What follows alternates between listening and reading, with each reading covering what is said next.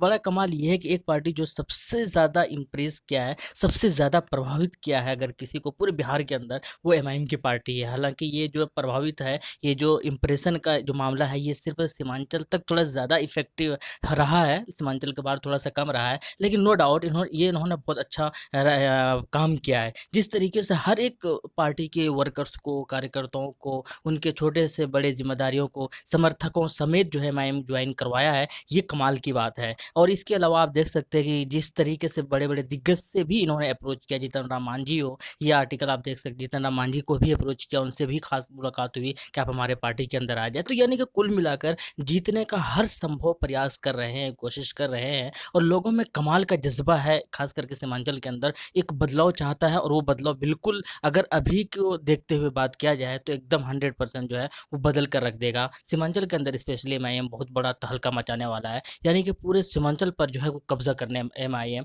वो जरूर कब्जा करेगा, इसमें भी कोई दो राय वाली बातें नहीं होगी अभी तक का, अगर स्टेटस या सिचुएशन देखा जाए तो। लेकिन बात करते हैं हम लोग कि क्या ये सीमांचल के बाहर भी इस तरीके से ही होगा, वो बात की बात है। चलिए देखते हैं थोड़ा सा हुआ क्या था 2015 के अंदर, क्या हुआ था, इस तरीके से रिजल्ट रहा था। बीजेपी के 53 सीटों पर जीत हासिल हुई थी, जदयू ने 71 सीटों पर जीत हासिल किया था, जबकि आरजेडी जो है वो 80 सीटों पर जीत हासिल किया था। इसके अलावा अगर बात करते हैं, कांग्रेस की 27 सीटों पर जीत हासिल की थी। लेकिन बात करते हैं अगर छोटी छोटी पार्टियों की, तो एलजेपी की ने दो, हम यानी मांझी की पार्टी ने एक, आरएलएसपी ने दो, इंडिपेंडेंट चार और अदर्स तीन थे। यानी इस तरीके का ये रिजल्ट रहा था काउंटिंग के बाद बिहार के अंदर। लेकिन बात करते हैं इस बार क्या रहने वाला है। एनडीए की अगर बात की जाए तो अभी तक के सिचुएशन के हिसाब से ऐसा माना जा रहा है कि ये 100 से कम में ही सिमटने वाला है, क्योंकि इनकी कमियां बहुत ज़्यादा है। भले ही अपोजिशन इतना स्ट्रांग नहीं है, अगर अपोजिशन स्ट्रांग होता तो इनकी बैंड बजा देते।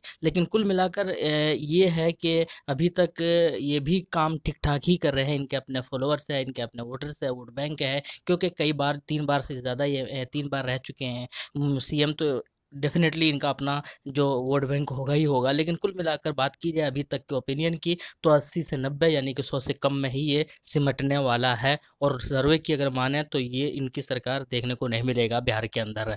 इसके अलावा बात करते हैं महागठबंधन की, तो महागठबंधन में एक तगड़ा वाला अगर है, जब तक ये लोग अच्छे से पॉलिटिक्स नहीं करेंगे बाकी के बचे हुए दिनों में, तो शायद उतना ज़्यादा इफेक्टिव ये साबित ना हो। लेकिन अगर अभी तक की बात की जाए तो सीमा बाहर बिहार के अंदर अच्छी खासी इनकी भी पकड़ है। और ऐसा सारे पार्टी के अगर मान मिला के महागठबंधन के जितनी भी है, सारे पार्टी की अगर मिलाकर बात की जाए तो 120 130 सीटें ये जीत हासिल कर सकते हैं। इसके अलावा माइम की बात करते हैं, सबकी निगाह इसके ऊपर होंगी। पिछली बार हालांकि इनको सफलता नहीं मिली थी, 6 सीटों पर चुनाव लड़े थे। लेकिन इस बार है अलग तरीके की राजनीति कर रहे हैं और जमीनी लेवल पर काम कर रहे हैं, हर तरीके से एक प्रोफेशनल वे में काम कर रहे हैं। ये देखना बड़ा दिलचस्प होगा कि कितना जीत आता है इनके खाते में। लेकिन अभी तक की अगर बात की जाए तो 25 से 30 सीटें ऐसा है जो कि इनके खाते में, इनके पाले में जा सकती है। और मैक्सिमम सीटें जो होंगी वो सीमांचल में से ही रहने वाला है। अब ये देखना होगा कि ये किनके साथ मिलकर चुनाव लड़ेंगे या अकेले लड़ेंगे। लेकिन फिलहाल कुल मिलाकर इन्होंने ये फैसला किया है कि पूरे बिहार पर लड़ेंगे, अगर किसी के साथ गठबंधन नहीं होता है तो। अब देखना होगा इनके खाते में कितने सीटें जाती है। आप क्या कहते हैं? अगर आप किनके चाहने वाले हैं, किनके सपोर्टर्स है, कमेंट सेक्शन में जरूर बताइएगा। अगर आरजेडी के है तो आरजेडी लिखिएगा, अगर कांग्रेस के है तो कांग्रेस लिखिएगा, जदयू है तो जदयू, बीजेपी है तो बीजेपी, और अगर एआईएम के सपोर्टर्स है तो एआईएम जरूर लिखिएगा। और ये देखना चाह आप किसको सरकार बनते हुए देखना चाहते हैं, ये भी लिखिएगा कमेंट सेक्शन में। मिलते हैं नेक्स्ट वीडियो में। Thank you.